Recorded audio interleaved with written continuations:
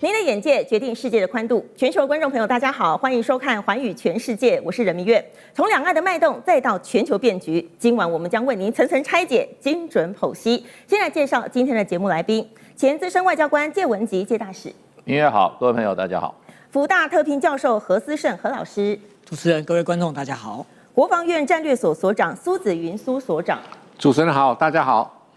好。那么今天是8月15号，从这个历史的洪流当中来看啊，今天也是第二次世界大战日本无条件投降的日子。好，那么在当时呢，东亚的战场上参战的包括了美国，还有中国，也就是当时的中华民国，还有日本以及这个苏联来参战。好，那么二战结束了，那么回顾到一直到现在啊，现在东亚的局势似乎又开始动荡起来了。在今天我们的节目当中，会带大家来看到这个中国啊，它似乎正在联手它的盟国，包括了这个北韩以及俄罗斯，正在试图要突破第一岛链的限制，包括了对我们台湾以及对日本各种的施压，都会在我们今天节目当中为大家精准的来分析。也先请观众朋友帮我们按赞、订阅、开启小铃铛，分享给您的亲朋好友。那么也欢迎在我们的影片下方留言，和我们一起来互动，关心国际大事。好，那么今天一开始，我们先要来关注这个美伊情势的最新发展。美国总统川普啊，他在这个最新的演说当中表示说，击败伊朗之后呢，他就会立刻宣布荷姆兹海峡就是美国的领土了。好，那么他也再次强调说，美国绝对不允许伊朗拥有核武。那么川普的这一番话呢，其实他把这个美伊战争啊，已经推向了最高峰。另外呢，同时也让这个荷姆兹海峡这一条这个全球的能源命脉再次成为大国的竞争焦点了。好，那么当美国还卡在中东的局势当中的时候呢，中国正在积极的要来突破第一岛链了。好，我们来看到呢，中国海军正在从突破第一岛链走向了岛链外的常态部署。它不是只是穿越了宫古还有巴士海峡而已，而是呢开始在西太平洋长时间的航行训练。还有补给，那么逐步走向呢岛链外长时间的部署，甚至是开始与第三国的军舰来协同行动。好，另外呢，北方、南方是同步的来扩大军事行动。我们先来看到北方啊，频繁的穿越宫古、对马、宗谷海峡，甚至还出现近乎绕行日本的航机。另外，在南方的部分呢，则是结合了海军、海警还有灰色地带行动来牵制美日菲。那么最近呢，中国又首次的和印尼军舰啊，打算要在台湾东部来军演。好，政治讯号很明显了，台湾东部正在从相对安全的后方，逐渐变成多国军力交汇的新前线。来看到日本的防卫省，它指出了，今年6月底到7月初的时候呢，一度至少有7艘的中国军舰部署了西太平洋，那么其中呢有055型、052D 型驱逐舰，还有903型的补给舰组成编队，从冲绳附近进入了太平洋，沿着日本东侧北上，再经过了这个宗谷、对马海峡返回东海，那么航机几乎是绕行日本1周。来看到派出这3种这个驱逐舰，来看到第一个是这个055型的，它是主要是针对了防空、反舰还的远程打击。另外呢，052D 型啊，则是由护航还有区域的防空。另外呢，903型的补给舰提供了远洋补给，来延长部署的时间。那么这3艘舰呢，主要都是要从能够出去，进一步变成出去后能够待的很久，而且还打得起来，重点是要回得来。好，我们要来请教一下何老师喽。这个中国军舰它密集的部署在这个西太平洋，几乎绕行一整个日本哦，是不是代表这个解放军它已经从穿越第一岛链，它逐渐走向长期的远洋部署了？那本来这个中国大陆事实上这个在整个建军备战，他们都朝向建立这所谓的这个深水海军哈。那他当然他现在这个就是说，除了这个之前这个他绕台湾之外，他这一次这个似乎是针对日本而来哈。那不过这也不是他第一次针对日本了，那个他过去事实上也曾经这个就是说这个绕着这个日本啊这环岛哈。那当然这个他要不要这个绕日本，这跟中日关系有关哈。这中日关系好的时候，他就这个对这样的一个这种军事行动，他会采取克制。那当然，现在这中日关系不好，而且这个日本事实上也不断的在这个军备上面这个去强化。那所以这个当然这个对北京来讲的话，他也要这个适时的秀这个肌肉。那就是说他当然这个对这个所谓的这个第一岛链哈，这个形成一定程度的这样的一个这个战略的这个压力。不过就是说这个他是不是啊这个就是说他常态性的哈，就是说这个去穿越第一岛链这个往这个第二甚至是第三岛链。他过去这个在去年的时候，他也曾经这个把他的航母这拉到这个第一岛链跟第二岛链这中间的这个洋面哈。那所以就是说这个未来这个中国大陆这个他会这个就是说视情况，然后这个去这个做这样的一个这种就是说他的一个这个深水海军的这种战力的这种验证哈。那当然这个我们明眼人大家都知道哈，这当然是这个为了这个就是说在必要的时候这个去拒止这个美国跟日本这个他 step in 到整个这个台海的这样的一个这问题上来哈。那当然这也并不意味着这个就是说中国大陆想要跟日本这个有这个军事的一个这个冲突啦，那所以这个他现在这个基本上这个秀肌肉是会有哈，那不过我想这个中国大陆这个跟日本这个他们也这个无意这个双方去升高现在的这样的一种这种军事的这种对峙哈。那当然在外交上面这个相互的这校正，这个是会这个不时的这个听到。那不过就是说这个可能距离这个就是说日本跟中国采取这样的一种针对性或者是一种敌对性的这样的一种军事的这个行为，事实上还是有一段距离。老师刚刚提到，中国其实不想跟日本有这些军事的互动，但是他如果说日本啊，他是不是有没有办法是有成功的吓阻，或者是说他反而会刺激中国去扩大他的行动？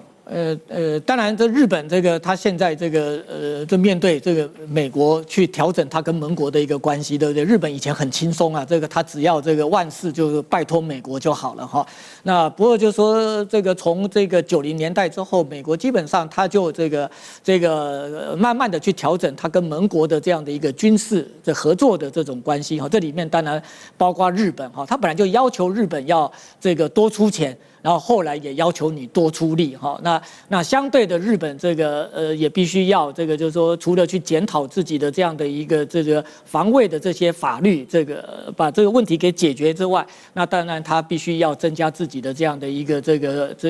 军备哈。那所以自卫队基本上这个他的一个转型哈，它是在美日同盟之下去进行这样的一种转型哈。那这个我也并不认为就是说它是这个就意在跟中国再回到这个过去的那样的一个就是这个今天是中战纪念嘛，就是说回到这个战前的那样的一种样态了。不过中国大陆这个对日本的这种军事的这种变革或防卫政策的一个改弦更张哈，他在这个这一年来大概都用这个所谓的这种所谓的军国主义哈，他只是加上一个形容词叫做新型军国主义去形容日本的这样的一个行为哈。当然这个也是警告意味这个比较浓厚了。那日本，我觉得这个从现阶段来看的话，它在军力上面哈，如果这个要跟中国这个等于是去 compete， 我觉得它还是要靠美国啦。这美国还是不能够离开日本哈。那个包括南韩这在内这个都一样哈。那不过就是说。这个未来，这个我们可以看到，就是说，美国跟日本之间的这个军事的这个协作，自卫队不再像过去哈，这个它只是采取这种防卫，对不对？它不攻击。那未来的一个自卫队，基本上它会转型成为一个攻守俱佳的这样的一种自卫队。但是我认为这个可能也并不如中国大陆所讲的哈，就是所谓的一个军国主义的这个复辟哈，或者是日本要重新回到以前的那样的一个就是说。以军事为重的这种国家，我认为战后的一个日本哈，这个它宪法跟战前毕竟不一样。那我也并不认为，就是说现在的日本哈，这个哪怕他们这个在讨论修宪哈，但是我想日本的民意还是对于这个就是说回到战前，事实上他们还是有一定程度的一个克制。好，我们现在何老师哦，我们再来看到这个美日菲啊，它在7月21号的时候呢，到25号都在这个南海举行了5天的联合演习，也出动了包括了军舰、海巡船、还有侦察机以及战机，来强化3国的协同能力。另外呢，面对了这个美日菲的结广啊，这个中国它是以3种方式来反制了。来看到第一点呢，就是海军是持续的来穿越岛链，强化远海的部署。第二点呢，则是海警在争议海域当中维持存在感。第三呢，透过了海空演习，还有灰色地带行动，来增加对手的压力。那么同时呢，也避免全面的冲突。那么南海其实真正的较量啊，不是谁先开战，而是谁最先改变原则了。好，我们来请教一下介大使哦。这个美日菲建立了这个南海协作网，那么中国呢，它则是以远洋部署啊这些灰色地带行动来双制。那么双方是不是在强化嚇阻，还是说呢，让这个黄岩岛、仁爱礁还有巴士海峡更容易的擦枪走火呢？目前应该就是还是强化这个嚇阻的能力啊。那问题就变就是说，这个战争应该是这个争执应该是中国大陆跟菲律宾之间的争执。那不管是美国跟这个日本来讲，都是来挺菲律宾的。这并不是美国的战争，也不是日本的战争。为什么呢？这个不是他的核心利益，因为这些领土不是他的。那对于任何一个国家，如果说在没有胜利的把握之下，也没有核心利益的顾及之下，你要他用军事力量来解决问题啊，这可能性几乎是微乎其微的。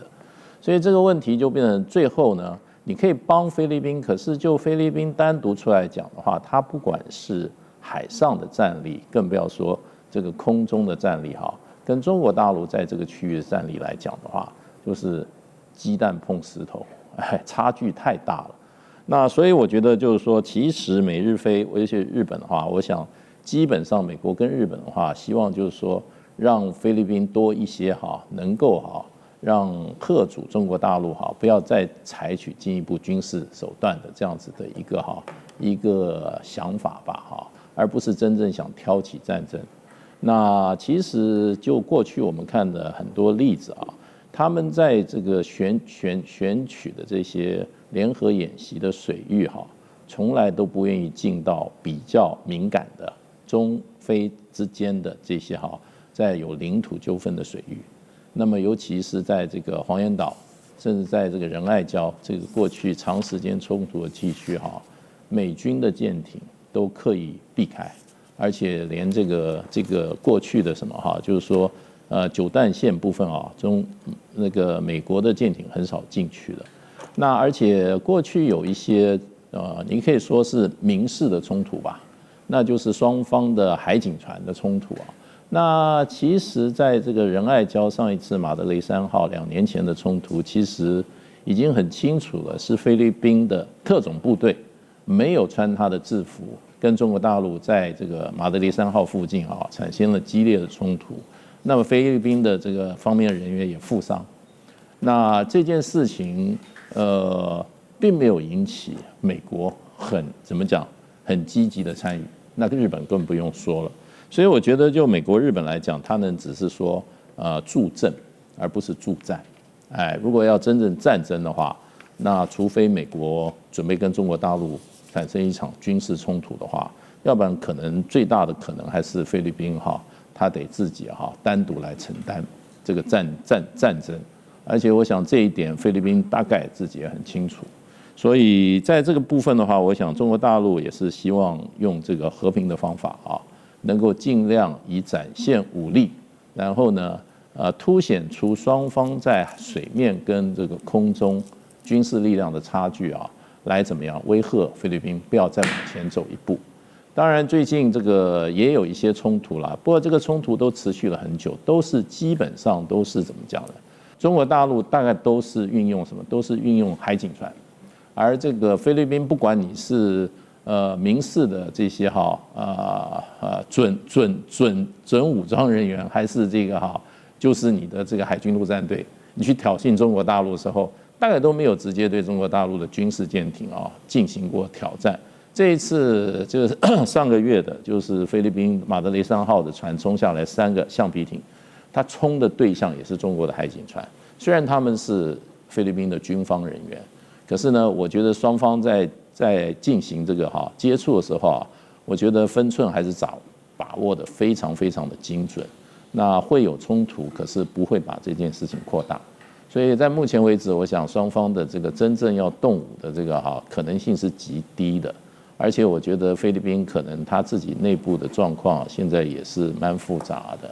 那就军事力量来讲的话，你可以看到中国大陆在持续在这个区域加强军事力量，而且上一次的这个也就是8月1号的这个演习海空的联演中国大陆是3个方面，一个是军方的，一个是海警船，另外一个就是类似海上民兵，所以是3管齐下。那会采取比较这种实际的这种比如说脱离的行动把这个菲方的船只脱离都是由海警船出面。所以我觉得在这个东西有斗，可是这个克制跟那个顺序跟节奏目前为止并没有很紊乱的现象，所以可能目前这种斗而不破的情况还会持续一段时间。好，我们谢谢谢大使哦。那么现在中国它竟然走出了一步过去鲜少见的棋哦。我们先来看到了中国呢，竟然联合了这个印尼，首度在台湾东部来联合航行。我们来看到中国的红河舰，包括了印尼的这个航舰护卫舰，来都进行了这个通信，还有编队航行、海上补给以及分航等科目。我们来看到中国说这个是联合的实兵演练，但是印尼则是强调说，这个军舰只是参加完俄罗斯演习，返航途中进行了类似的 PASIX 过航演练而已。那么两方的这个说法是完全都不上的。另外呢，台湾东部过去是被视为台湾战略后方以及安全的纵深。如果呢中国开始与第3军舰开始在这一带常态性的交流了，那么也代表东部的海域战略的意义正在改变当中。那么关键不是这一次而已而是会不会常态化呢？那么未来是否会有更多的国家来加入？另外呢，演练的这个科目是不是会从通信编队升级到反潜、防空还有实弹射击？另外呢，大家关注的也是不是会从一次性的交流变成了固定化的年度化的军演呢？这个相当严重了。我们来请教一下苏所长了。这个中印的这个演练规模不大，那双方他们的定调也不太一样那么这一次呢，是例行交流，还是中国是真的开始把第3国带来台湾东部来演习的？好，明月，我想可以这样看，这是一盘大棋。首先，中国它历年来都跟很多国家有演练这只是第一次是在海上的，而且是海洋东协的国家，这个是最重要的意义，因为它以往就是也有派船到俄罗斯北方去进行它中俄的海上军演。当中国的船舰穿越这个英吉利海峡北上的时候，北约各国都会很紧张，而且就会密切监视所以他这一次把这个海上军演的场景搬到台湾东部来，号称就是距离台湾80海里，有几个意义首先，他就是要针对日本、菲律宾，就是在谈判所谓的这个EEZ专属经济水域，他的船来这里就说 No， 我才是老大不管你中华民国声称这里是你的经济水域，或是日本、菲律宾你们这边划界 No， 我才是。而且你看，我有好朋友印尼也来参加我，他承认我是这里的地主，他就是这种政治讯号比较大。所以刚才明月讲很清楚，就是这一次是2艘船，一个是中国的红河号，第二个是印尼的这个就是五拉赖号。它基本上是一个讯号演练，就是上面说的这个通航演练，就是我经过，你经过，然后我们互相打个车灯 ，Hello， 我闪个远光灯，你有看到我然后我跟你挥挥手，就这样子这是印尼的说法。但是北京方面就把它宣称这是一个实兵演练可是印尼就说了没有啦，我只是去俄罗斯就是做海军外交，那做一些演练我就回来了这盘大棋另外一个面向是这样子，我们用跳棋的角度来看，其实印尼它现在它是不结盟国家啦它先跟美国就是赫格塞斯战争部长说好，我们是好朋友，必要的时候我的领空可以让你过去那美国觉得很开心。如果说南海有事，我要增援菲律宾的时候，如果万一中共跟这个菲律宾真的说从这个海警冲突升级到正规的这个正规的军事冲突的时候，拍谁？那美菲的协防条约启动了，美军就有义务要去协防的菲律宾。那军机、军舰就从关岛过去。印尼如果开大门的话，它就很方便。那接着印尼又说，哎呀，我要跟俄罗斯买石油，而且第一批油送来了，所以海军去跟这个俄国的海军就是 say 个 hello。那返程的时候，就是跟中共在这里进行一个所谓的这个通航的训练。大概是这么个意思。但北京它现在很需要朋友。就除了俄罗斯之外，他现在如果说可以有个国家也到这个水域来跟他演练，就等于承认他的这个管辖权跟主权的这个延伸，这是他的用意。那么中共的确像我们制作单位讲的，这个非常做图做得非常好。除了第一岛链之外，他现在稳固住了，就是经常像牙皂咖一样走来走去。所以国安会秘书长吴钊燮还说：“哎呦，第一岛链这里就是有100多艘中共的军舰、公务船，在那边拍拍照。中共它是很有战略耐心的，这一点倒是我们必须去注意。他现在第一岛链先巩固住了，那他把这里，大家都知道，你如果住社区都知道有约定专用，有约定公用。约定专用就是你的领海，再过来是临街区，那再过来是经济水域，那。”现在中共就要把这约定公用的地方说，没有，这是我的，我花盆放着，我要放鞋柜等等的，所以各国当然反弹。所以刚才明月关切的是，印尼他急着否认，很可能也是美国跟日本，特别是澳洲，跟他讲，就是千万不要给中国一个错误的战略讯号，因为现在中国它已经到第2岛链，而且往这个南半球的第3岛链，就澳洲的后面去了。所以这时候，印尼如果发出错误讯号，当然就会让西方的民主国家会觉得比较关切啦。但是我想还有一个事情，其实印尼他忘记一件事情，中华民国以前帮助他很多。印尼在追求独立的过程，中华民国当时是联合国安理会的之一，还出面去协调荷兰的殖民政府，说你不要用武力，等等的协调这些事情。那第二个就是台裔的那时候的这个日籍台裔人士也帮助那个印尼独立军很多，甚至把在印尼投降日军的装备交给印尼的独立军，才击溃荷兰殖民政府还有英国的这个援军。所以印尼他甚至把这些台裔的人员奉为就是国家的那个勇士，就像这一艘。就是这五拉赖号，它其实就印尼独立军的一个忠孝啦，就是纪念他们所谓的这个国家英雄。所以我想，印尼就是说，他跟中共进行这样演练，对他的外交来讲，反而是不利的，所以他急于否认。那无论如何，台湾的东部的确像在明月刚才讲，以往是我们一个战略的这个后方或是纵深地带。我们海军以往的想定是说，一旦台海有事，我的船舰要到这边输泊待机，二方面是维持一个海上航路。那现在由于中共的兵力投射、火力投射就大为延伸，所以我们当然现在会有其他改弦更张的做法。这有点像说军事上讲的就是颠倒正面。那在这种情况之下，可以这样看，台湾是变成内线作战，中国变成外线作战，企图包围台湾。那内线作战有个好处是说，战场几何上面是中间来回机动快了，那外线的话绕了圈圈，你把它想象成像学校的田径场，大家在那边跑道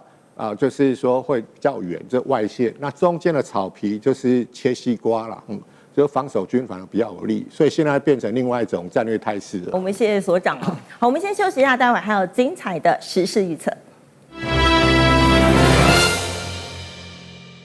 过去我们总是以为这个台湾的东部是这个非常相对安全的国防的后防，而且呢还有中央山脉来当做这个屏障。不过呢，如果有一天这个中国它带着第3个国家到这个区域来进行联合军演的话，那么这个就直接台湾会面临什么样的灾害呢？这个不是只有单纯的军事恫吓了，而是非常精心设计的这个战略的意图了。好，那么我们今天呢也会从这3个这个预测的方向呢，来为大家来解析说，这3种哪一种是未来最有可能会走的趋势呢？待会也会请我们的这个3位专家来帮我们剖析一下，哪一种是他们心目中未来可能的这个台海的走势。好，我们先来看到第一点就是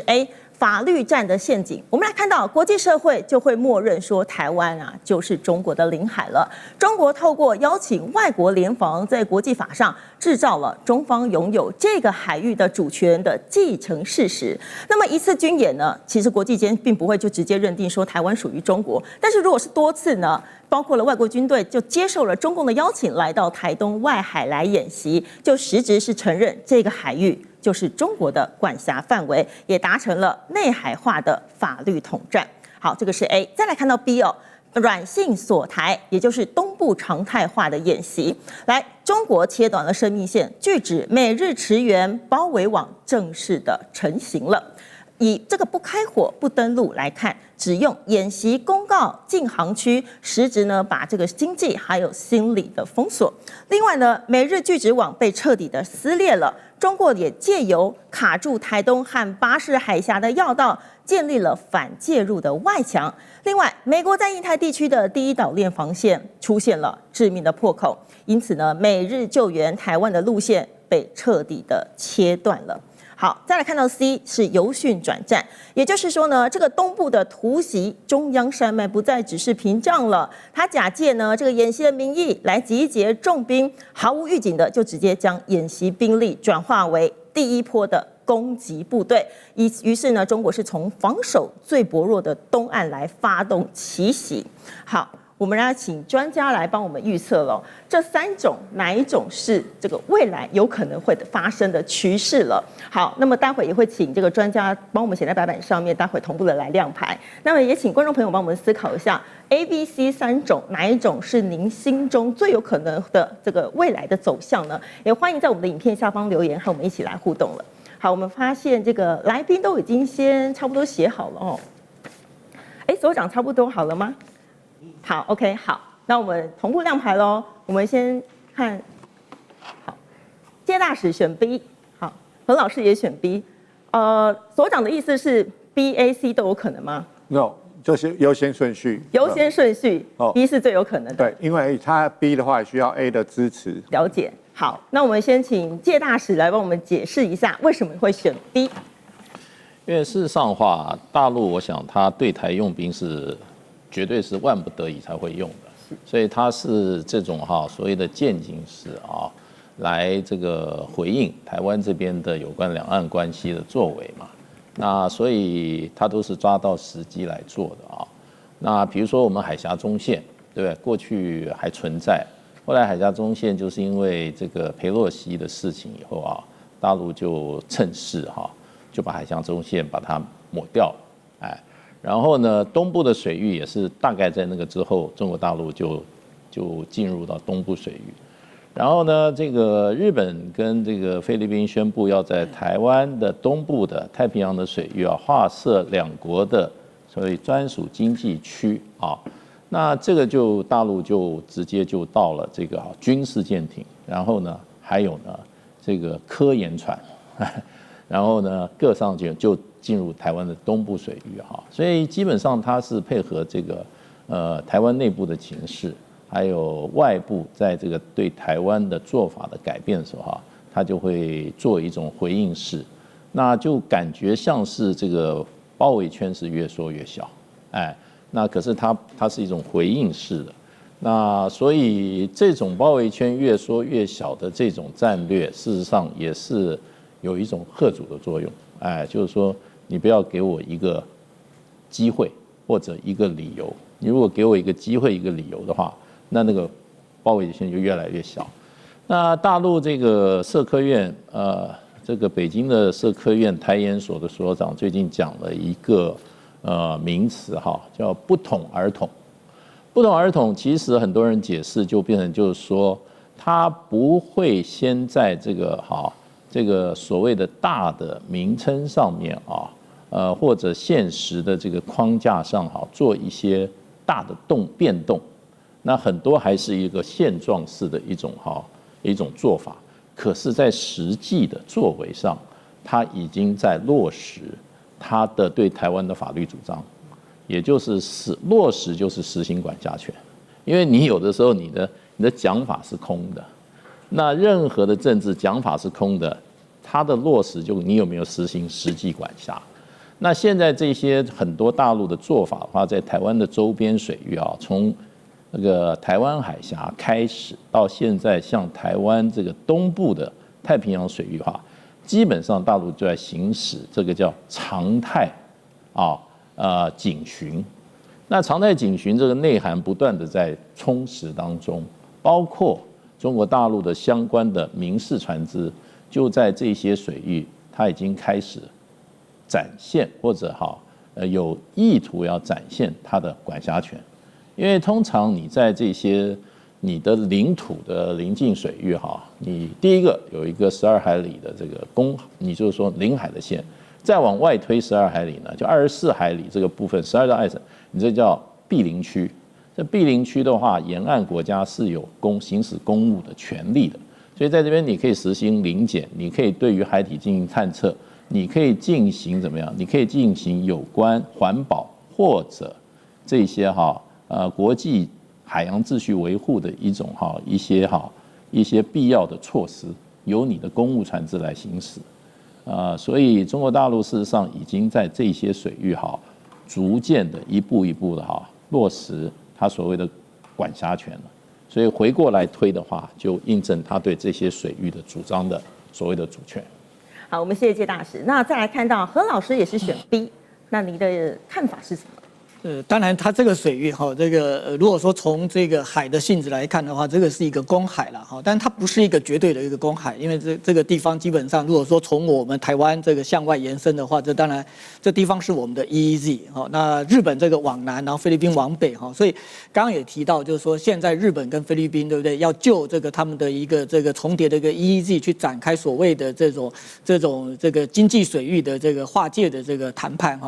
那这个当然，这个对中国大陆来讲的话，对不对？这个水域，这个我也存在于这边那所以这个不是你们这两个国家这个双方说好就好了那也要有我这个参与，那这个才能够算。当然这个。实际上对中国大陆来讲的话，这个等于是一石三鸟，这既对日本，然后也对菲律宾，那同时事实上这也对台湾，像这个地方是台湾东部的这个外海，是我们的 EEZ， 应该是理当由我们这个来出面，对不对？可是这个如果中国大陆这个也介入的话，这一方面是对台湾的一个主权的这样的一个这个等于是一个这个展现那二方面的话，这个当然这个他也在国际间。这个去行塑这个在这样的一个问题上面只有北京能够代表这个台湾，然后来行使这个国家的一个权利所以这里面当然我觉得是说不完全没有前面的那个法律战但是我觉得它最主要的还是去等于是这个去操演它的一个兵力，然后去落实这个就是说这个水域基本上这个不是只有我嘴巴讲，而且我的力量也能够到达这个地方，而且是常态性的，我随时说到这边就到这边那当然这个对我们台湾来讲的话，这当然这个是不好的那就是说中国大陆事实上这个在像钓鱼台的这个问题上面就是说他也没有要去夺岛，对不对？钓鱼台是个无人岛可是当这个日本跟中国这个在这个钓鱼台问题上面去升高紧张之后，他用的这个方法也是，那我先存在于这个海域，对不对？然后之后这个基本上这个也坐实了我对钓鱼台主权的这样的一个伸缩，那就是说在台湾的这个问题上面，基本上他也就是说去复制这样的一种这个方法他先存在于台湾的周边的这个水域，然后这个未来这到底他要采取什么样的一种方式，对不对？然后去取得这个台湾的这个领土，去夺这个岛，这当然这个他现在这个他也不会这个把话说死，他用武力或者是只用这和平的这种方式那不过就是说我向来这提醒我们这个这国人，就是说这个中国大陆这个就是说他在夺岛之前，他会先控制海那不过。事实上，中国大陆也必须要这个，就是说去意识到一个问题就是说我们台湾不是钓鱼台，对不对？只有6点多平方公里，它是个无人岛，上面只有洋对不对？我们台湾上面，对不对？我们有那么大的经济力，然后我有那么多的人口，对不对？我们也有国军，对不对？那这而且我们还有对外关系哈，那所以就是说，台湾的这样的一个这个问题的一个解决，也不能够这个完全去复制你这个钓鱼台的这样的一种这种经验啊。那所以就是说，这里面当然我认为就是说，他用这样的一个这个方法哈，我还是这个认为说 B 的可能性是最高的哈，就是说他会不会马上走到这个由训转战？我认为这个还有一段距离，而且他也这个必须顾虑到这个跟美国之间的这样的一个问题哈。那最可能的就是说他去这养兵去练兵，然后这个去等于去验证他有这样的一种这个力量，能够在必要的时候，对不对？然后去封锁台湾，孤立台湾，然后去阻挡这个美国或日本这些国家试图的要介入这个两岸之间的这样的一个这个冲突哈。那当然这个也这个他去创造一个态势啊，就是说要对我们台湾这个瓮中捉鳖啦。那不过就是说这个基本上操演哈，这个都可以这个按照自己的 simulation 去做哈。那不过就是说这实际的这样的一个，如果他要把这样的一个操演化为一个军事的这个行动上面，实际上有很多的一个变数是他不可，这包括这个周边的这个外交的一个情势，还有这个我们台湾会采取什么样的一种 reaction 哈。那这个当然这个是一个这个警讯啊，不过我们也不要这个就是说用这个东西就自己吓自己哈，就是说是不是这个我们旁边基本上都被共军给包围了哈。那这个我认为这个就是说可以这个强化我们自己的这样的一种这种就是说对于这个防卫自己的这样的一种这种决心哈。那同时这个我想这个中国大陆的这样的一个行动，它现在事实上你看它是距离这个台湾有80海里哈，它也蛮巧妙的啦，它中间事实上它也不会直接的去挑战这个我们台湾的这个所谓的这种领海，那事实上它这个地方也在一个灰色的一个这个地带，就是说对于这个日本或者菲律宾来讲的话，它正好是一个比较这个就是说像日本也不会大声的去抗议哈，因为这个就是说这个也没有直接的这个去这个等于是去挑战到日本的这个它的 EEZ， 如果他直接挑战日本 EEZ 的话，这高市早苗一定又跳出来这大声的这个讲了。好，我们谢谢何老师哦。那我再询问一下苏所长，您觉得 B 是最有可能的，但是需要 A 来支持？我们可以这样看好了，就是说 A 已经是在进行式了，是所以在我们的想定里面，就是说，这个主持人我们这些想定 scenario 里面，会不会战争，或者是会有其他情况，这是变数。所以说 B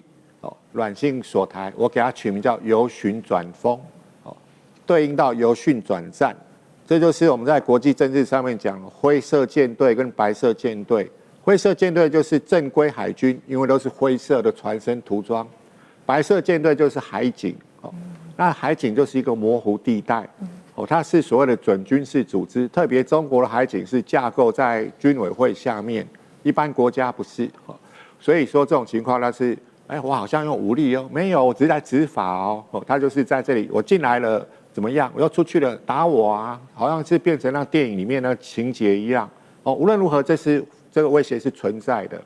那为什么说法律战已经是进行式？最近中国一直有序列、有计划在进行，比如说北东协，这是我们说陆地东协啦，那些比较靠近中国边界的地方，因为有地缘政治影响，所以柬埔寨、泰国对于北京就说 ：“OK， 我们赞成你的这个一中政策，我们支持你的统一，棒棒棒。”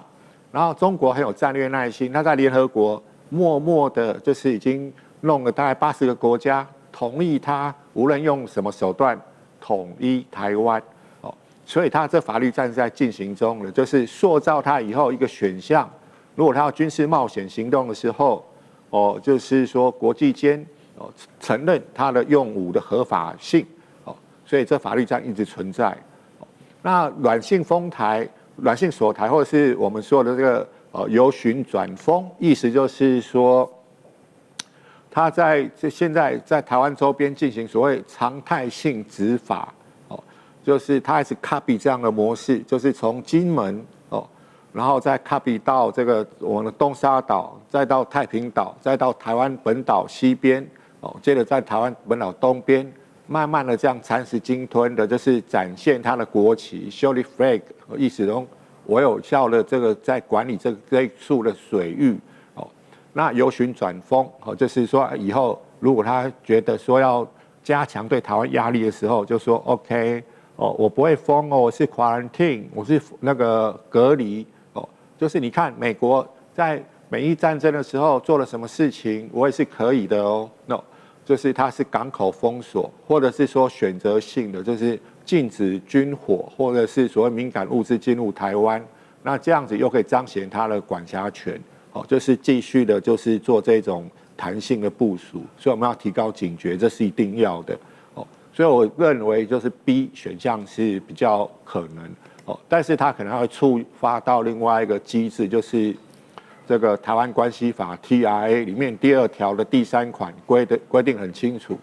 如果说台湾遭受到武力威胁，或者是经济制裁，或者是封锁，哦，那美国政府会高度关切，甚至采取行动。哦，这个就是1979年，就是当时美国制定台湾关系法的时候，把台湾所可能面对的这个挑战跟风险都已经考虑进去了。哦，所以在这种情况下 ，C 我们先排除掉，因为战争对北京来讲不是最好的选项，他没有绝对的把握。第一个是他战略文化不打没把握的仗，第二个跨海攻击的两栖登陆失败风险很高。如果他对台湾的武力攻击失败或不利，这对 CCP、中国共产党甚至习近平本人来讲，都会是一个政治灾难。所以，如果在这种情况下，习近平先生明年要第4连任，他不会去捅这个马蜂窝啦，甚至未来他也不会去就是轻率的使用武力，因为失败的风险的确存在，加上台湾这几年国防的能力的确有所增加，所以 C 可以先说，可能性没有那么高。那如果要改变的话，它可能就是由循转风。那由循转风它有好多个选项的组合，比如说短期的，就是2天1个礼拜，他以前已经预演过了。比如在联合这是利剑的时候，就是我们会有那个火箭发射残骸会掉到台湾北部的水域，就导致我们的航空就是停止了9小时。那他现在在台湾东部所谓的常态性执法，用无线电呼叫，就是无线电查证其他国家的轮船，说，请问你的目的港是哪里？你的出发港是哪里？船上载什么货物？就是用这种方法在模拟，就是太平洋司令 Paparo 所说的 rehearsal 就是预演。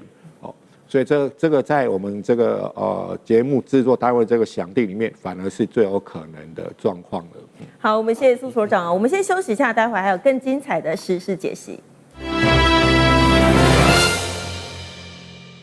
好，来看到中亚局势正在出现一个值得注意的变化。我们来看到了这个中国、俄罗斯还有北韩，在同一个时间是从不同的方向，同时对日本来施加压力。我们现在看到俄罗斯啊，他在北方施压，也就是普丁他首度登上了这个日本还有俄国共同的这个控制的泽捉岛。那么也就是说呢，日俄领土的谈判空间进一步缩小了。再来看到北韩呢，则是飞弹施压它再次发射了飞弹，射程大约是690公里，有一个恫吓的感觉。再来是中国，它不但实施了海上施压，也就是3艘的军舰穿越了日本周边的海域，另外呢还有稀土的供应施压，也就是说呢，包括了这个部分受到管制的稀土产品对日本出口减少大约51%。好，我们来询问一下这个介大使喽，这个中国、俄国还有这个北韩啊，是不是已经形成各取所需、彼此呼应的这个对日本的压力，还是说日本其实也想借此啊来发展自己的军武？日本不是借什么机会，日本借美国对这个所谓这个亚太，就是说太平洋地区的这个战略的转变，他现在而且对日本所谓的武器投射范围啊，还有日本军力投射范围的一种放松之下，他要快速把日本的军力的投射范打击的这个长度还有它的军力投射的这个范围要赶快放宽。那达成日本这个举国上下一致想要达成的所谓国家正常化的目标，因为他认为一个国家在美国所颁布他们的宪法上面，让他们这个没放弃战争他们认为他们就变成不正常，所以他们现在要正常化，所以他们不是外界因素变化，主要是美国政策变化以后啊，那么美国的管束的这个范围放大以后啊，日本就几乎是极尽全力的往外冲，那就造成了周边的国家对日本这种快速的扩军，以及它这种武力打击范围、投射范围的快速扩充啊，这个产生了很大的一种警讯，以及出手抑制的这样子一个情况。那最近这个你也知道，普丁就是说11到13号来到俄罗斯的远东地区，那他去了这个库页岛。然后也去了南千岛群岛，那这个是跟日本所谓有领土争议的地方啊。那这个去了以后呢，普丁还在那边发表演讲、发表演说。他认为俄罗斯所拥有这个南千岛群岛，这个是2次大战胜利的一个结果。那主权的这个属于俄罗斯是不容置疑的。那他也谴责这个日本尤其在这个俄乌战争发生以后啊，那么对俄罗斯的一些作为，那么是俄罗斯所不能接受的。当然，他去了这个南千岛群岛，那日本的高市早苗立刻出来发表这个演说他做了一个一个接受记者访问，他提到一点，他说2024年1月，普丁就对外宣称他要到南千岛去他说日本从那时候开始就不断的劝告普丁不要去南千岛群岛，所以这件事情到今年2026年已经2年7个月了。普丁在这2年7个月里面他没有去，可是他现在选择去。那这个去里面主要宣示主权，而且呢还有一件事我们媒体没有注意的，就是8月13号。中国驻日本大使吴江浩跟俄罗斯驻日本大使尼古拉诺兹德列夫共同发表了一篇联名的文章。这篇文章先追溯中俄两国的传统的关系跟日益深化的关系，而且一转就讲了一句话很重要的话，他说中俄双方一贯坚决反对一切歪曲否定2战胜利成果，为法西斯和军国主义方案招魂的行径，严厉驳斥各类历史修正主义言行。历史不容背叛，正义不容亵渎，任何试图重蹈历史覆辙的企图，都将遭到中俄两国人民以及全世界所有爱好和平力量的坚决反对。然后结尾的时候他说，30年来中俄关系经受住国际风云变化的严峻挑战，政治互信不断深化，然后呢，务实合作硕果累累，国际合作日益紧密，成为维护世界与和平发展的关键力量。站在新的历史基建，中俄将继续深化新时代全面战略协作伙伴关系携手应对各类风险挑战，为推动建构人类命运共同体、建设更加美好的世界做出更新的、更大的努力。这在8月13号，中国驻日大使跟俄罗斯驻日大使联名的一篇文章。那今天是日本投降这个纪念日，所以一切都是非常好的一个怎么样？一个整体的一个安排。那这个说实话，两国大使同样驻日大使同时发表一篇文章，这里面措辞这么清楚，这么有针对性，这个在外交上是很罕见的。几乎有的时候是在国家关系外交关系面临危机或者重大转折点的时候，才会有这么重的举措出来。这个我们从外交角度上来看，这是一个非常重的一个动作，而且非常针对性，而且里面讲要携手应对各类风险挑战。所以我觉得，如果这个不是对日本的警告的话，我不知道什么叫警告。那这个过去一段时间来，就是日本的这一些可能他动机是国家正常化，可是它对于在2次大战被日本侵略国家来讲，是一个非常严重的警讯，所以才会有这么重的出手。而且在之前的话，中俄的海军舰队已经联合绕日本一圈了，而且是最近，它在这个日本的东部水域的时候啊，离东京只有100多公里啊，是海里还是我记不太清楚。那个对日本来讲，应该是一个非常严重的警讯。所以我觉得，在日本这个尤其高市上台以后的一连串的举措以后呢，其实日本的邻近国家基本上的动作，对日本来讲的话，也应该是一个非常严重的一个危机了，而且这个不是一般的国家，中国大陆跟俄罗斯是目前地球上3大核武强国。所以这个军力的这种悬殊之下不晓得日本怎么看。所以呢，我觉得这样子的这个联手的施压这个我觉得一定会对日本的内部的政策的一个走向，还有这个整个我们这个东亚地区的安全环境会造成非常重大的影响。那这个现在日本一贯是碰到比较重大危机，它就沉默很长一段时间。可是我觉得这封信这联名信我觉得任何国家都不会忽略的，而且可能会造成比较长而且深远的影响。好，我们谢谢接大使。刚刚接大使提到了这个中俄联合声明，那么就是警告意味浓厚。那么日本呢，它其实现在也开始放宽它的武器的出口限制了。我们先来看到呢，这个日本呢，它今年放宽武器限制，它和这个英国还有意大利来共同研发下一代的战机哦。好，我们来看到了，它和英国和意大利共同研发下一代战机，试图要把这个自卫队为主的客户军工产业推向国际市场。那么日本呢，也拥有了材料、光学、还有感测器以及精密的机械，还有造船等技术的这个基础。那么它有机会从零组件供应商升级为武器研发的出口国。不过呢，它仍然有5大的难题来看到了，它包括了低利润、国内订单有限，还有缺工以及成本上升、出口限制等等。那么部分呢，高性能的磁铁还有精密电子材料也都还没有完全摆脱中国的供应链。另外，扩军短期内可能会推升这个30重工川崎重工还有 IHI 等大型企业的订单。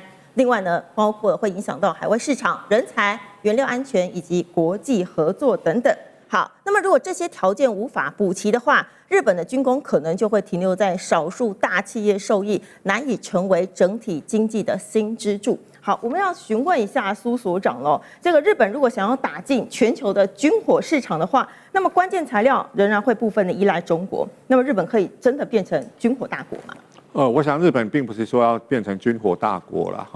首先就是它的军备已经有完整系统出口了，就是它的这个巡防舰已经卖给澳洲了，那其他国家可能会跟进。那第二个部分就是说在东协国家大概有6个国家是支持日本的这个军备出口了，比如具体来讲，包括菲律宾。因为日本就赠送他很多的防卫装备，甚至现在是5位这个护卫舰退役后要送给菲律宾。第二个你很难想象是越南，越南跟中共就是表面还不错，可是因为南海的一些就是问题，所以他对日本也是可以接受他的那个军备，甚至有跟日本合作。印尼、马来西亚还有就是新加坡一样。特别是印尼，刚才我们讲了这个印尼的就是护卫舰跟中共在那边进行所谓的过航操演，其实印尼就是一个不结盟。可是对于说这军备的话，它是欢迎的，因为日本的军备还算不错了，但是印尼又很好玩，它要跟中共考虑买它的战斗机。好，那同样的就是在这个东协国家里面，有柬埔寨跟这个辽国是比较谨慎，但是他是接受日本的 OSA， 就是这个援助了，就是一些通信器材等等，所以日本的确有这个就是说抵制，但是他的确有一些稀土被卡脖子，像说我们制作单位很用心这个敌特这个稀土它用在就是说这个逆中战机的表面涂材的部分，它吸收雷达波啦，所以中国就这个是军用的那个什么战略的稀土，所以就对日本禁止出口。那日本刚才说，哎呦，我去海底挖，所以这是另外一个战略物资的竞争。那接着我们快速回到日本国防工业，的确就是说他看到韩国就是有大量的自走炮 K9 黑豹战车，竟然可以成功销售到那个就是说欧洲去了。所以日本一方面要提升自己的国防实力，但是他希望把这个装备的生产研发的成本，就是转嫁成对经济有帮助的部分。所以日本的经产省很用心，如果你去看的话 ，Mitsubishi、Kawasaki 或 IHI 等等的，帮日本建造潜舰啊，或者是神盾舰的部分，日本的经产省还做出那个关联产业，这个我想明月很清楚，就是我们在研究经济的时候，就是建造一艘船上面哪些装备是哪些公司建造的，哇，他做的巨细靡遗，就是整个产业的爆炸图，从上游到中游到下游。它上面的马达是谁家做的？然后那个船的那个钢材是哪家炼钢厂弄的？就是它意思就是说我自卫队或是日本防卫省的投资对经济是有帮助的，大概是这个意思。好，我们谢谢苏所长。好，那么日本一直想要发展军武，但是它的经济真的能够撑得住吗？我们来看到日元现在陷入了两难哦，日元现在是164来干预，那么现在只逼近了160而已。那么对于这个升息的部分呢，包括了融资、房贷还有政府利息是成本上升了。另外，如果不升息的话，那么就会影响到能源、食品、原料是持续的涨价，因此企业陷入了3涨的困境，包括了原料涨、工资涨，还有利息涨。那么日本现在它主要压住了国防产业，希望呢这个防卫的预算可以突破9兆日元，但是有可能可以真的是用扩军来带动它的产业链吗？那么这会影响到了造船、航太、雷达，还有机器人以及特殊材料的半导体等等。那么扩军也能够拉动部分的制造业，不过却难以解决日元疲弱以及内需不足，还有人口老化的影响。好，我们要询问一下何老师喽。这个日本它在经济还有社会的压力之下，它还是把这个防卫的预算提高到了9兆日元。那么它在财政上有没有办法支撑得下去呢？事实上，这个日元的一个大变哈，那个当然在这个半个月前，这个美国跟这个日本他们联手这个去买日元哈，然后把这个日元这个就一天这个让它拉了4%到5%的一个价格上来。不过我们可以看到，在2个礼拜过去了哈，慢慢的又回到原形了哈。那换言之，就是说你人为的这样的一种介入哈，那事实上敌不过市场的一个力量。那日元为什么会一路的这个走弱？这个就创下这个几乎是这个就是说从这个广场协定之后哈的这样的一种这个历史的这种新低。那最主要的还是市场对这个高市早苗的这个经济啊，事实上是没有信心的哈。就是说它要延续整个这个安倍经济学，对不对？安倍经济学基本上是扩张，对不对？但是日本基本上从安倍经济学一直到现在哈，就是说哪怕整个这个美国跟这个欧盟他们都有这个所谓的缩表哈，但是日本始终在缩表上它是没有这个下定决心的哈，所以我们可以看到，就是说日本它现在这个高市早苗还在这个就纠结到底要不要升息。可是如果你不升息的话，基本上你跟整个这个欧美的这样的一个利差那么大的一个情况之下，你的日元基本上是走不上来的哈。还有一个就是说，你的这个早苗经济学如何的去说服国际相信你有这个能耐哈，既减税对不对？你要把这个消费税，安倍好不容易对不对？这个使出浑身解数2次解散国会，然后好不容易才从5%拉到10%，你现在2年这个之内，你说要把它变成1%，对不对？而且他说这个2年是极限哦，2年之后我就要把它这个拉回来。好多日本的这些这个国会议员跟他讲哦，这个你休想啊，你要把它变成1%很容易，拉回来很难啊，而且2年之后有参议院的选举，谁敢拉回来？然后他说这个是我的政治承诺。不过好多的这个日本的这些国会议员心里想，对不对？2年之后的首相是不是还是高市？这个谁能够说得准哈？但是他就是一方面他要减税，2方面他又要这个去扩大财政支出，钱从哪里来？换句话说，事实上包括麻生都警告他，你根本没有财政这个的纪律可言哈。麻生以前是副总裁，但是这是副首相，他他还身兼财务大臣，他是在财务上面他是专精的哈，所以他就知道你的问题出在哪边。所以就是说，这个他好几次就给这个高市献策，要救日元，就是把手中我们的美债给它抛掉。事实上这一招还是有点效哈。这个虽然这个高市不敢啊，他哪敢？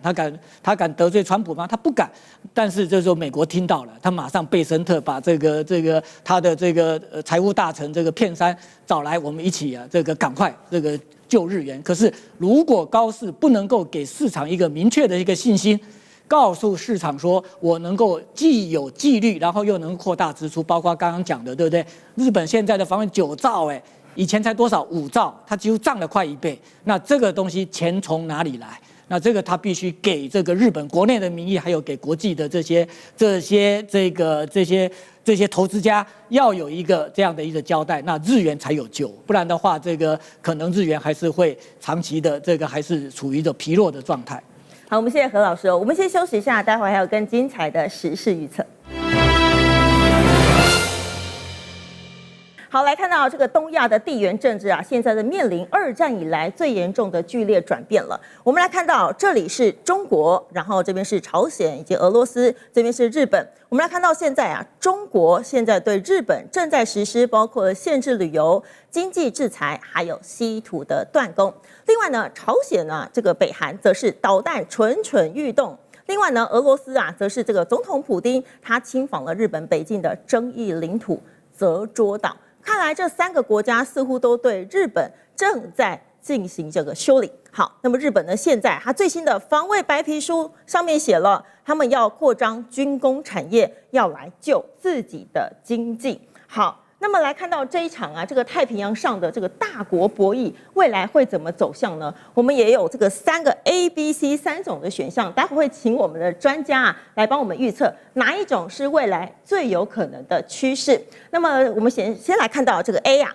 中俄北韩是阶段性的切片施压，也就是说呢，中俄北韩3国是各取所需，那么是阶段性的战略极限测试。另外呢，中国的部分呢是希望说日本啊，它在科技还有台海的问题上要退让，俄国则是希望可以同时牵制了美国和日本。另外呢，北韩则是希望可以换取资源，3方都形成不约而同的默契。好，再来看到 B 是什么？中国施压成功了，也就是说呢，日本最后他承受不住了，他被迫的妥协。那么随着他的经济持续的大失血啊，包括了稀土断供啊，也导致高科技产业瘫痪，加上国内反战还有经济疲软的压力，被迫呢在灰色地带向中国做出实时的让步，也就是说，日本向中国低头了。来看到 C， 军国在临，也就是说呢，美国和日本联手了，要打破经济封锁。日本借由的军工大国的重生了，而且日本呢还将国防预算以及经济成长、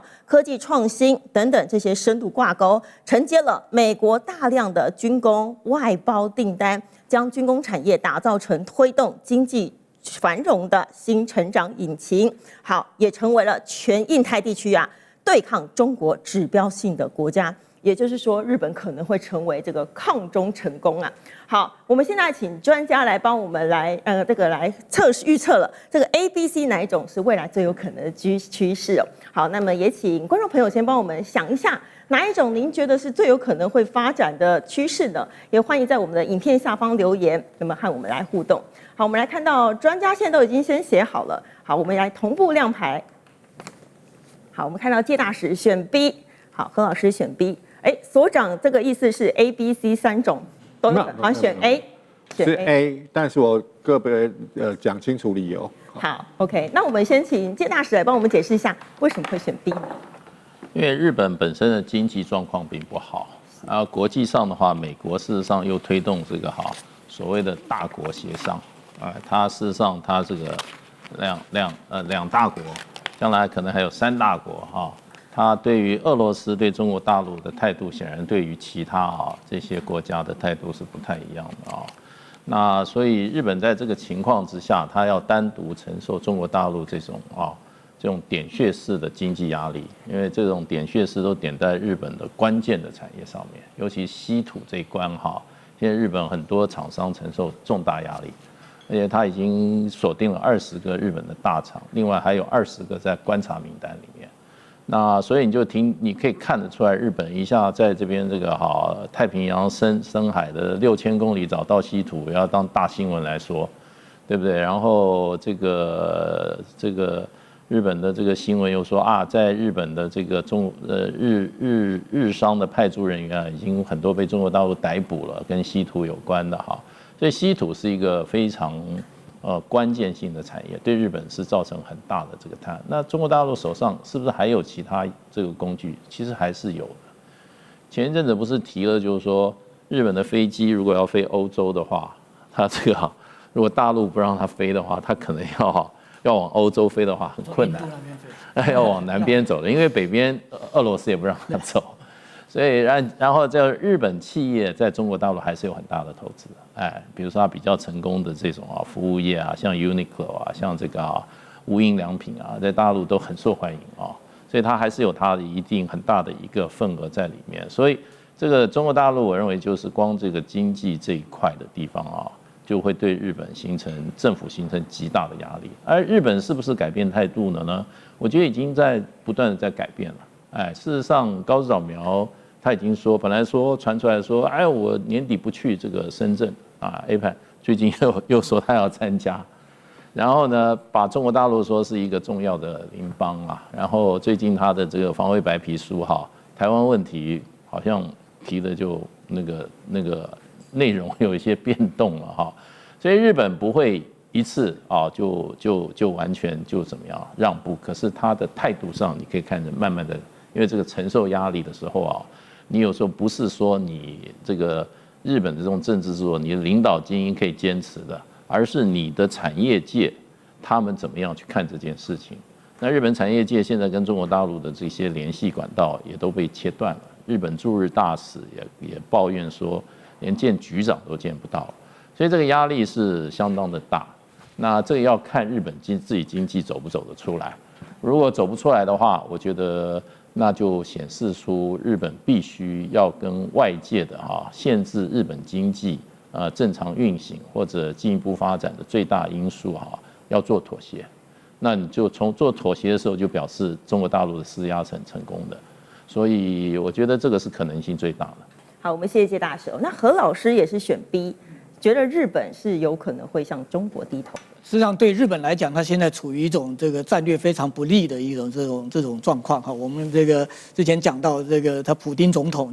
他登了这个泽捉岛，这泽捉岛是这个北方四岛里面最大的这个岛屿它比冲绳本岛还要大而且就是说，这个俄罗斯基本上在这几年，它也强化不止对这个北方四岛的这种经济的这个开发，更重要的是，它也在这个地方去强化它的一个军事的一个部署，而且日本也有从卫星的这个照片里面大概去判断，就是说这个俄罗斯应该会在这个地方，在泽州岛这个地方这个未来去部署这个俄国的这个核子动力潜艇，因为他们透过他们盖的这个栈桥的这个长度，然后去做这样的一个判断。那所以事实上，日本它陷入一个非常困难的一个局面，就是它南北两面受敌。实际上，这个在日本的安全上，这个是它最不好处理的一个问题我们可以看到，现在在2次世界大战的时候，为什么日本跟苏联它签了一个互不侵犯？它最主要就是说不希望当时史大林，对不对？在他要3月亡我们中华民国的这样的一种梦想，这个的时候，从北方，对不对？再给他这个战略的压力所以，但是现在基本上日本跟俄国的关系打不开。日本跟俄国的关系，安倍晋三他所打下的这些东西，已经被就是说俄乌冲突全部都一笔勾销了。现在日本的首相跟外长是被俄国列为是不受欢迎的人物。换句话说，这个状况是比中日关系还要来得差。而且就是说，中俄的经济关系，事实上，日俄的经济关系也不比中日的经济关系，中日经济关系是很重要的，哪怕是现在的这样的一种中日关系的一个低点，但是日本在这个中国的这些日商也没有要撤退的这种迹象，他们去做这个问卷调查，这个大概这好几次都透露出这样的一种讯息哈。所以事实上，日本不管基于这个就是说安全的利益，或是这个经济的一个利益哈，就是说中国当然他们对他是非常有意见，对不对？那他对中国事实上也怀抱着这样一种不安的这样的一种心情，可是这样的一个不安的心情，他必须得到管控哦。那换句话说，就是说日本跟中国必须恢复外交的这样的一个对话。那这个并不是你高市这个可以个人的一个好恶去决定的，就是说这个是日本的一个国家利益，日本人民的这个利益的这样的一种需要。所以这高市再下来，我想这个他现在已经慢慢的就是说不在台湾问题上面继续去加码。然后是不是去营造一个，就是说中国可以让他这个恢复对话，有一个这个讯息出来，这个本来这个日本驻重庆的总领事，中国卡了好久，现在终于放行哈。那当然就是说双方在做一些相互性的这样一个讯号的一个释放。那在今年的这个 APEC 那这个高市也很想跟这个习，对不对？不管是不是正式的这个场边会谈，或者是只是暂时这个双方这个碰个面，然后闲聊2句，我想对他来讲这个都意义重大。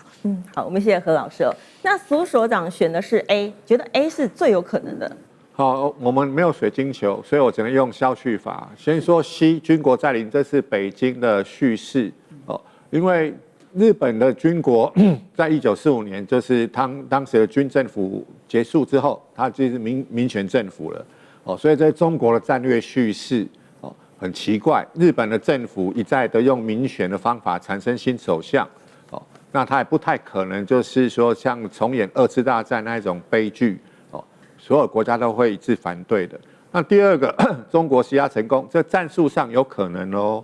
但是战略上不会跟动，哦，特别是就是日本跟中国的那个贸易关系，在今年。日本出口给中国的额度还上升你很难想象，就是说高市跟习近平有那种政治上的那个冷淡，可是双方的那个贸易关系还增加增加了大概12%到14%左右原因是相互需要。虽然说中国卡日本的脖子，我那个稀土不给你，你坏。可是我要买你的那个一些晶片的设备，因为我要弄 AI 啊，我要弄低价 AI， 中国价格去打美国啊，所以这种是所谓的这种部分的这个合作但是在这个主权上面不会退让，中国不会从钓鱼台那个争议水域把船退出来，日本也不会退让所以这部分就是国际政治常态啦但是 A 就是最是事实的，因为所谓的中俄朝这个轴心论就是包括之前是 CRINK 那个 I 就是伊朗嘛那这中俄他们相互的这个战略资源，就是说 OK， 普京跑去德州岛了就是跟北京说，你看我有去那里给日本施压所以你在这个俄乌战场要给我那个多一点支持那朝鲜就是又派了5万部队去乌克兰战场。所以那个普京大大，你要再把一些技术给我所以这个在我们的节目里面的部分 A 是最有可能的。所以他其实最有可能就是他一直在施压嘛。简单讲，我们这节目我们就是把情绪拿掉就是就这种客观的可能性而已。